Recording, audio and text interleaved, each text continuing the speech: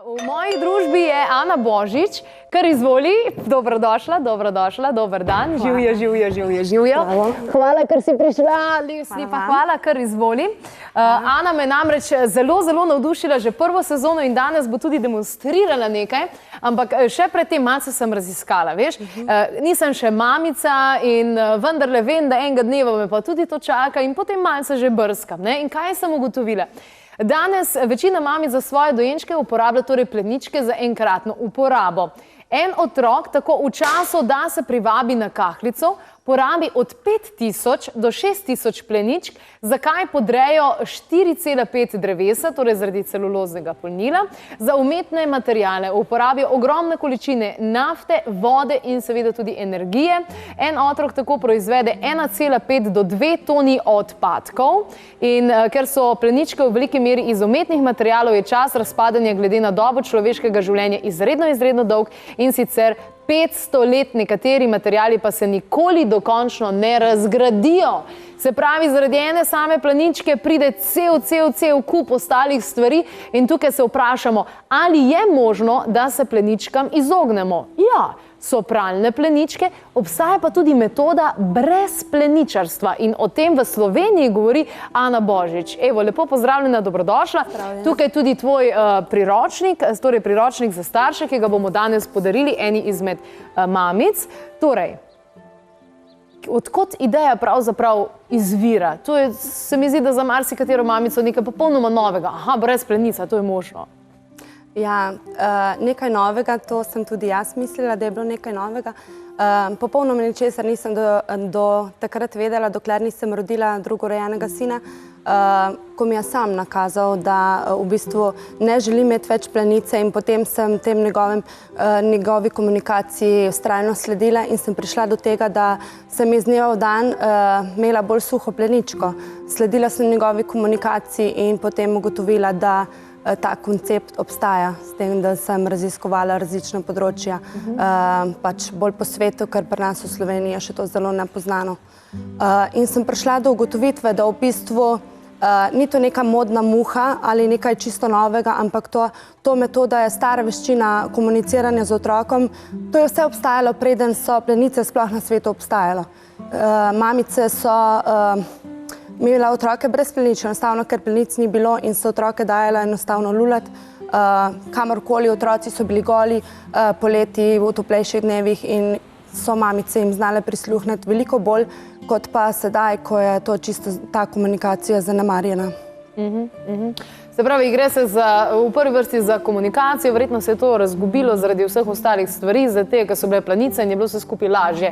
Ampak glede na to, da večina mam, ki jih jaz poznam, ki rodijo, se mi zdi, da si res rečejo, ok, zdaj si bom pa jaz vzela čas in bom res to vsej 1 leto, 2 leti posvetila svojemu otroku, pa potem tukaj lahko dejansko od rojstva že uvajamo otroka brez plenic. Je to možno? To je najbolj smiselno, zaradi tega, ker sedaj, ko sem izdala priročnik, se veliko mamic obrača z vprašanji do mene, ko so otroci stari tam že blizu 3. leta, kaj narediti zdaj, ne moramo kakati. Lulamo že, tako kot pišete v priročniku, ampak imamo zelo velike težave s kakanjem. V bistvu jaz sem dala priročniku naslov predvsem zato od rojstva brez plenic poudarek, ker je smiselno ta koncept izvaja že predvsem od rojstva. Takrat imajo dojenčki in otroci razvit še poseben čut za uriniranje in pa so pripravljeni na sodelovanje, ki pa seveda mora biti slišano strani matere oziroma roditeljev, tistih skrbnikov. In potem tej komunikaciji sledijo otroci. Ali je plenica razvada staršev ali razvada otroka ali vseh? V bistvu je tako, plenice obstajajo. Mi si dojenčka niti nikakor na nikakršen drugačen način niti ne predstavljamo. Dojenček ima plenico, flašo, dudo in takšen pač ja, takšen je postavljen okvir. In sem tudi zapisala, da plenica je navada. Navada nas, staršev, ker v bistvu nam je tako lažje. Ne vem, če kdaj pustimo dojenčka, si sploh upamo pustiti dojenčka brez plenice, da nam slučajno kaj napolula, da nam ne onesnaži. Če uporabimo plenice za enkratno uporabo, je to recimo cca 50 € na mesec? Je tako. 50 evrov na Kar mesec. nekaj, ja. Se pravi, tudi tega stroška se lahko potem povsem znebimo, če tako gledamo, ne? Posledično pride do tega, ja, da je tudi ekonomski pač stalež cenejši. Ne? Pa tudi za planet dejansko bolj poskrbimo. Se pravi, celostno gledano je to izvrstna odločitev. Dobro, če se mogoče vrnemo k tebi. Ti imaš 2 otročka in sicer pri prvem nisi začela torej od rojstva brez plenic, ampak si začela potem šele pri drugemu sinu, ne? Pri drugemu sinu, prvi sin je bil star 14 mesecev, ko sem jo rodil, drugi 14-mesečno razliko imam med otrokoma. In drugi otrok, Anej, mi je to nakazal, to komunikacijo, o kateri nisem vedela ničesar, čeprav delam v vrtcu že toliko let in ustanovah in materinskih šolah, tega ni bilo poznano niti od vrstnic. In potem mi je spontano nakazal komunikacijo, ker sem videla, da ima zelo težave v trebuščku oziroma nekje tukaj spodaj. In ko se je tako napenjal, sem mu spontano odvila plenice, ker sem mu želela pomagati, ker je bilo nevzdržno, trpela sem zraven, sem mu jo odpela in takrat je izločal blato. In vedno, ko sem to počela, vedno isti cikli so prišli, je prišlo do tega, da je kakal samo na ta način. Potem se je začela vključevati tudi lulanje in postopoma smo prišli zelo hitro do tega, da sva to kar spontano začela početi in plenice nismo več potrebovala. Super. Tako da sem potem to preizkusila še, sem rekla, če to delovalo pri njemu, bom začela opazovati tudi starejšega sina in začela sem opazovati njegove znake, signale, najprej po noči. Ko se je prvič prebudil, sem ga pač v položaju lunice odnesla na stranišče, je lulal, sem bila presrečna, sem videla, da je to res metoda, ki deluje in je zaspal nazaj. Tako sem počela večkrat, čez noč smo bili potem suhi in nadaljevala po dnevi in sta bila naenkrat suha oba. Super, odlično. Zdaj pa, če kar greva lepo počasi in po korakih, ker zdaj si bo rekli, kakšna metoda je pa to zdaj, ne? Kako pa zdaj to pravzaprav zgleda? Ampak, se pravi, prav zares, kako to zgleda? Gre se za nek položaj, kaj ne da? Tako. Zelo pomemben je pristop. Tukaj, da se znamo približati otroku na pravi način.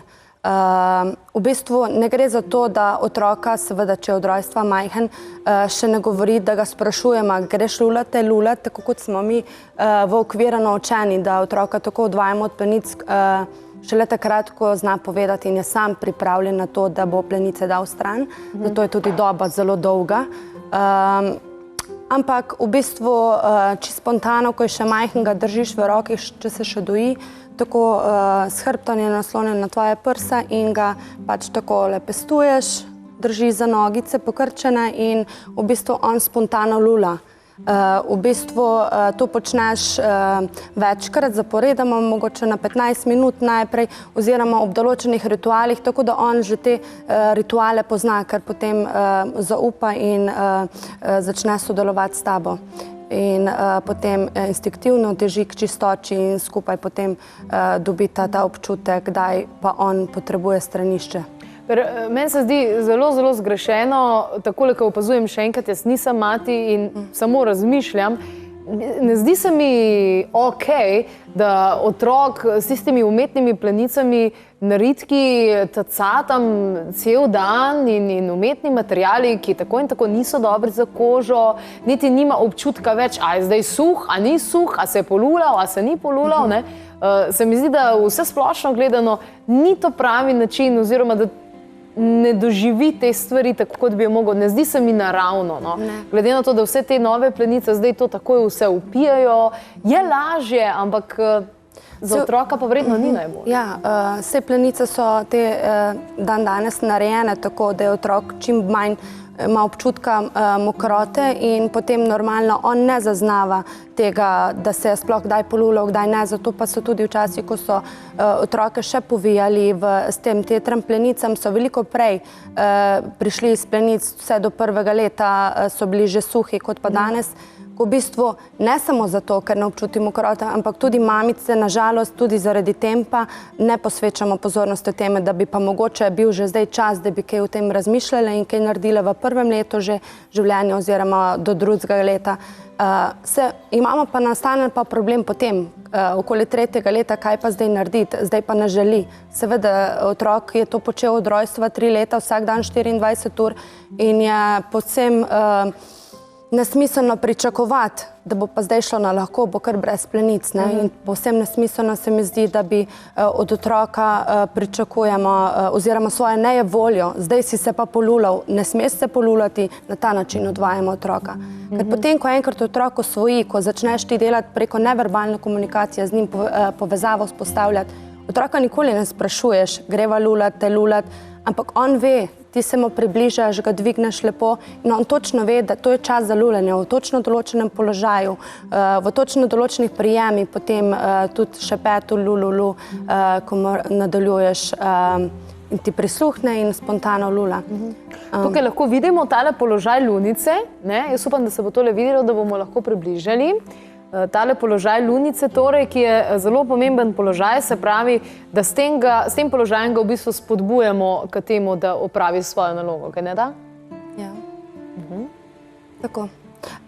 V bistvu ga primemo tako ob sebi, otroci občuti bližino in opravi potrebo. Je tudi zelo priporočljiv položaj, ker medtem, ko je njegov trebušček oziroma spodnji del črevesja pritisnen na tvoj trebušček, lažje izloči blato in urinira hkrati, ni razlike.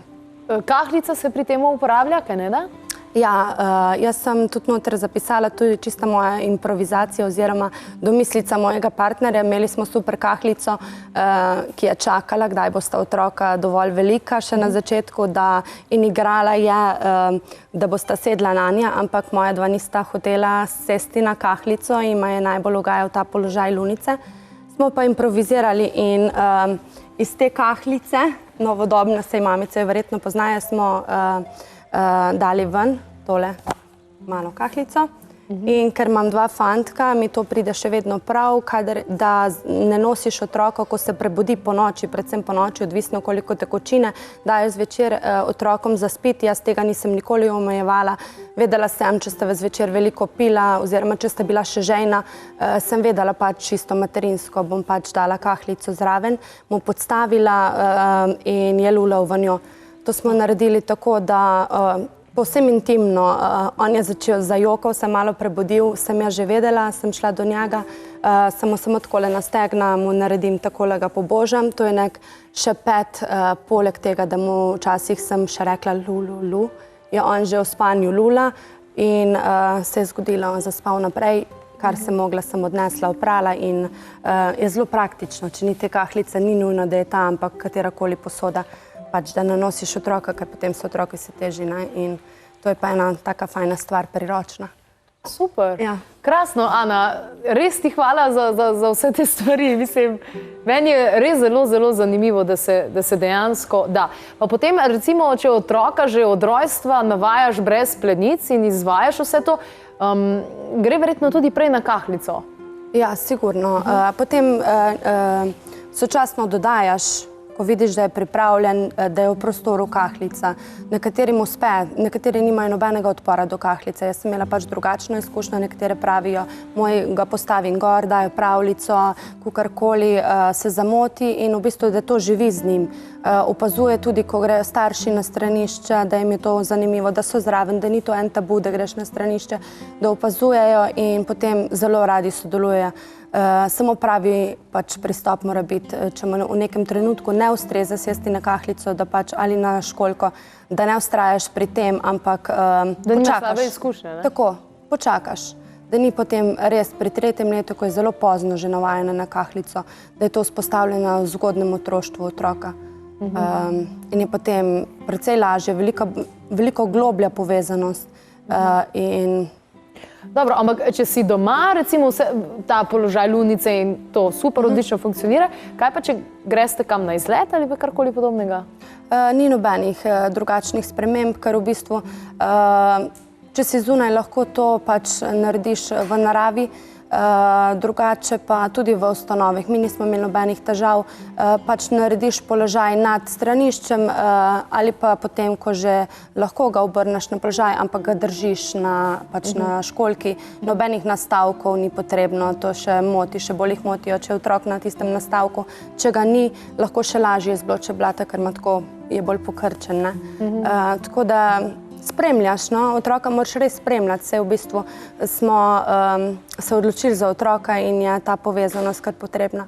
Marsikatera povezava izgine oziroma signali so prikriti s tem, ko imajo plenice, je veliko več za to vsebino, ki je v bistvu potrošniška družba tako vztrajno promovira. Se mi zdi, da nasploh biti mama je, mislim, da največja, najbolj odgovorna naloga, vloga, ki jo sploh lahko doživiš. In tukaj se vse mame verjetno obremenjujejo s tem, vse bi rade bile popolne, pa popolnih mam ni, lahko se samo trudiš, ampak ko si v nekem takem stanju, ko se hočeš dokazati sebi, otroku, partnerju, potem hitro kupiš en kup stvari, ki jih niti ne potrebuješ, zbereš neke najlažje, najbolj instant, hitre metode, moraš pa v bistvu zaupati sebi in se dejansko res povezovati z otrokom. Ja, tako je. Povezanost je zelo, zelo lepa. Marsikdaj si z materialnimi stvarmi kupujemo otroke, zaradi tega tudi, ker nismo toliko prisotni z njimi, ampak se s časom pokaže, da pač tudi materialne stvari ne dajo težnje na dolgi rok, ampak na kratki rok imamo nakopičenih stvari, pa v bistvu otrok še kar ni zadovoljen. Takrat vemo, da je mogoče pa le potrebuje tvojo bližino, tvojo umirjenost in pa čas, v bistvu čas, ki se ne da kupiti, da v bistvu pustiš vse stvari, se usedeš k njemu in ga pogledaš v oči in da v bistvu ugasneš televizorje, zunanje dejavnike in se mu res posvetiš, kaj ti želi sporočati. Takrat boš tudi videl, da v bistvu signale, tudi če ima plenico gor, boš videl, da pa mogoče res obstajajo. Super, odlično.